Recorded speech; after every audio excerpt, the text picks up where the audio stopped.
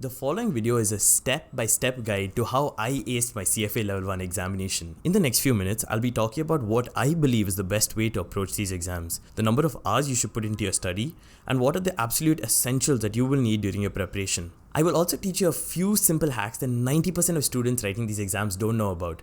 These simple hacks will save you tens of hours of Googling and searching for answers. Finally, we will bring all of this together in a comprehensive study plan that will help you ace your CFA exams. The CFA program is a 3-part examination for people who work or aspire to work in the investment management industry. It is designed to equip you with the right real-world skills in investment analysis that will help you advance your career. Being a CFA charter holder is an amazing accomplishment. It comes with a lot of hard work, and CFA charter holders are considered to be the gold standard in the field of investment management. Before we get started, let me tell you a little bit about myself. I come from an engineering background, having completed my degree in automobile engineering from Manipal Institute of Technology back in 2022. Yup, I was still in college when I did my CFA Level 1 exams. During the course of my 4 years in college, I was a part of a lot of different clubs and student research projects. However, one interest that stuck with me throughout my 4 years was the mystery of the stock market. I just really wanted to know about how the world of investment professionals worked. In my search for answers, I did some research and I found out about the CFA program. I signed up for the February 2022 sitting and gave myself 6 months to prepare for this examination.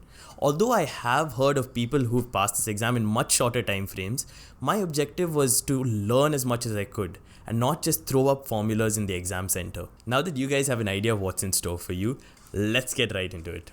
Part A. The right mindset to approaching the CFA exams. Whatever you've heard about the CFA program, it is true. These exams are extremely challenging and require a lot of dedication. However, I would argue that instead of being daunted by such a challenge, embrace it. When I started preparing for my Level 1 exam, I had one clear objective in mind. I want to learn as much as I can from this program and I will pass. There is no way in hell I wanted to do any level more than once. Everyone is built different mentally, but the point I'm getting to is that the CFA program is a self-study course, which means that unlike your school or college days, no one is going to keep you accountable for the amount of work that you put in. Before you even sign up for the CFA program, I suggest that you think long and hard about why you want to do it, what your purpose is. Whatever it may be, write it down and make it your mantra. You'll find that even on days when you're low on motivation, having a purpose can spur you on and at least you'll get some of your work done that day. Part B. Work harder than 90% of the people writing this exam. My approach to CFA exam prep was simple. Do everything I could in my part to ensure that I'd pass this exam. Back when I started prep, I was in my final year of engineering in Manipal. Although most of my classes had already resumed, I would still say that I had more time than the average working professional for my preparation. This meant that I was able to put in at least 3 hours a day for 5 months and 5 hours a day on average during the last month of my preparation. If you add everything together, I'd say for my CFA Level 1 alone, I studied for a good 600 hours. On average, people who pass the CFA program need only 322 hours. But I'd say, realistically speaking, if you want to pass this exam, be ready to put in at least 450 quality hours of study into each level. And if you're aiming to score a 90th percentile score, be willing to work harder than 90% of people. Looking back at these numbers, I am astounded by how I was able to pull it off. Having a purpose and the right mindset really helped me pull it off. Part C, the resources that you will need. Once you sign up for the CFA exams, you'll get a nervous excitement in your stomach as well as a heavy feeling in your heart as you look at your bank account go down. It's now getting real. Let's cut out all the clutter and talk about what you will need. Number 1, a financial calculator. There are only 2 kinds of calculators allowed in the CFA examination, and the Texas Instruments BA2 Plus is by far the most commonly used one. Get a hold of one of these calculators and learn to use them as quickly as you can. There's plenty of resources available on YouTube that will teach you the functions of this calculator. One of these videos is a 1-hour lecture by Ashwini Bajaj sir. Going through this one video will save you hours of headache during your CFA Level 1 preparation. I will link the video down below. Number 2, books. Different people have different opinions on this, but I come from the school of thought where I believe that you need to have a physical copy when you're reading something new. There are 3 books that you'll need to ace your CFA exam, and I will mention them below. Number 1, the CFA Level 1 Curriculum Notes. Don't expect to have the time to read the whole CFA curriculum on these books. Instead, use these notes to practice blue box examples and end of chapter questions. Number 2, Kaplan-Schweizer mock exams. Around 3 weeks before your exams is when you will need to start practicing mock exams. I found that Kaplan-Schweizer has a beautiful set of 4 mock exams that divide into morning and afternoon sessions. The reason why I suggest you use these mock exams is because of the way the answers are explained, short and to the point. Do these mocks diligently and review all of the answers that you get wrong. Number 3, FinTree Juice Notes. These notes are again essential during the revision stage of your CFA prep. I would suggest that you try and get your hands on a physical copy of these notes, but if you find it hard, I'll attach a link to the soft copy in the description below. Number 4, your prep provider. When it came to my CFA Level 1 prep, I signed up for Mark Meldrum because of the amazing value that he offered for his course. Honestly speaking, although I did quite enjoy Dr. Mark's course, I found that certain topics that he taught were a little difficult for me to understand. My guess is because coming from an engineering background, I was severely handicapped in subjects such as accounts and economics, which were like a foreign language to me. So I found myself revisiting topics again and again, and even looking for other resources to help me understand them better. If you want a smooth and detailed prep provider like I did for level 2, then I suggest that you go for someone like FinTree. Utkarsh sir goes into the most granular details when explaining even complex topics, and some of his memory tricks will stick with you even months after you finish watching his lectures. Part D.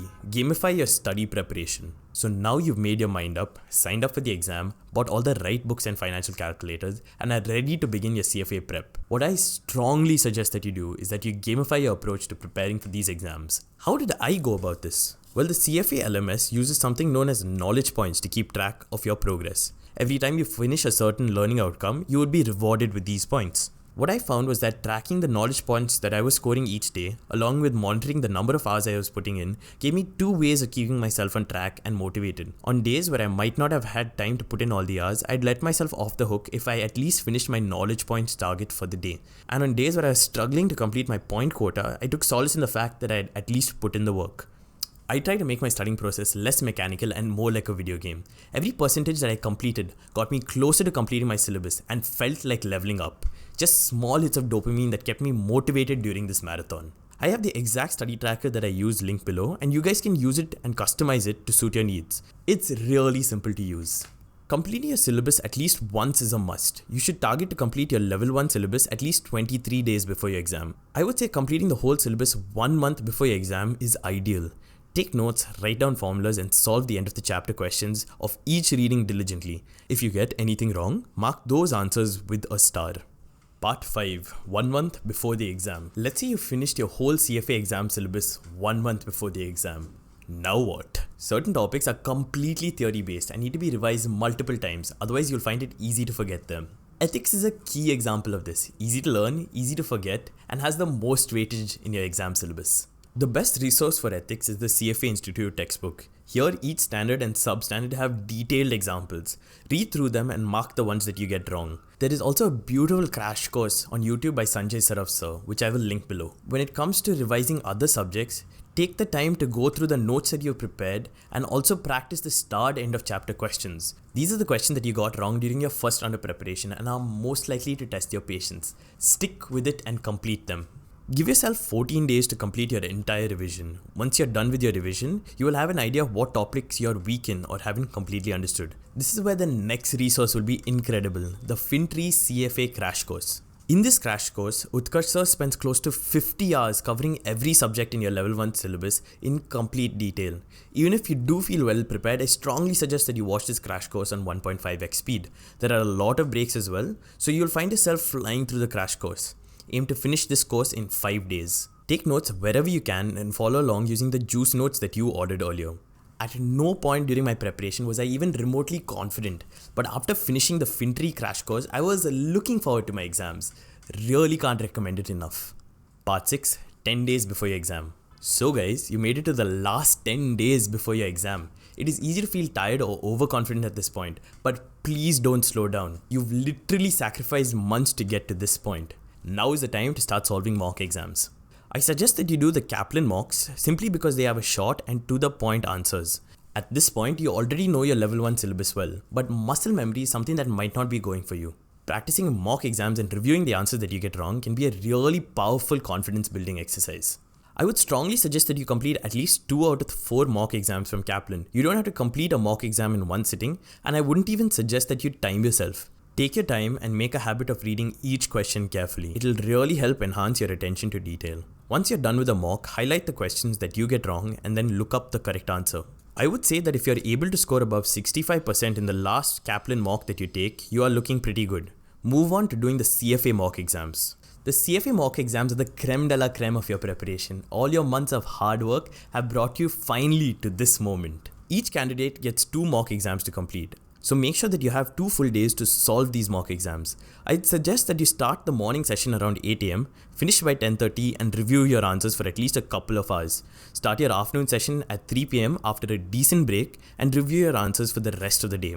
A good score in the CFA mock exams will be around the 70% mark. Once you know what you are bad at after doing the mock exams, you can review it once more. Hopefully it's just a handful of topics that will take a day or 2 to revise. 3 days before your exam, this is what you're going to do. You're going to revise ethics. Read through all the ethics questions that you got wrong and write down the 7 standards and their respective substandards on a piece of paper and memorize them. Give yourself 1 day to do this. 3 days before your exam, start revising all of the formulas that you may need. Take a white sheet of paper and write down each formula that you can find chapter by chapter by chapter. Once you have a complete list of all the formulas that you think are important, start revising them. Take another day to complete this exercise. On the day right before your exam, don't stress yourself out and overwork yourself. Take some time to go out and enjoy the outside world and try to avoid using your phone as much as you can. On the night before your exam, don't pull off an all-nighter. Although it might seem difficult to do because of nervousness or excitement, try to get at least 7 hours of good sleep. Download the CFA checklist and pack your bag with everything you might need for your exam the night before. As always, the link is in the video description. Make sure you know where your exam center is and ensure that you reach the exam center well in advance. Don't leave anything to chance on the last day and eliminate all sources of uncertainty and stress. Most interestingly, we at Filter Coffee Finance recently did a poll on YouTube where we asked potential CFA candidates which channels they subscribe to in order to help them pass their CFA exams. We received close to 500,000 responses, out of which only 1,060 people were subscribed to Filter Coffee Finance. Out of this 1,060 people, we found that all of them passed their CFA exam, and a majority of them reported that they only studied the night before. So this left us with only one conclusion: subscribing to Filter Coffee Finance, liking every video that we make, and commenting your favorite moments of each video in the comment section significantly increase your chances of passing the CFA exam. Save this video to your watch list and share it with your friends if you want to become an instant charter holder.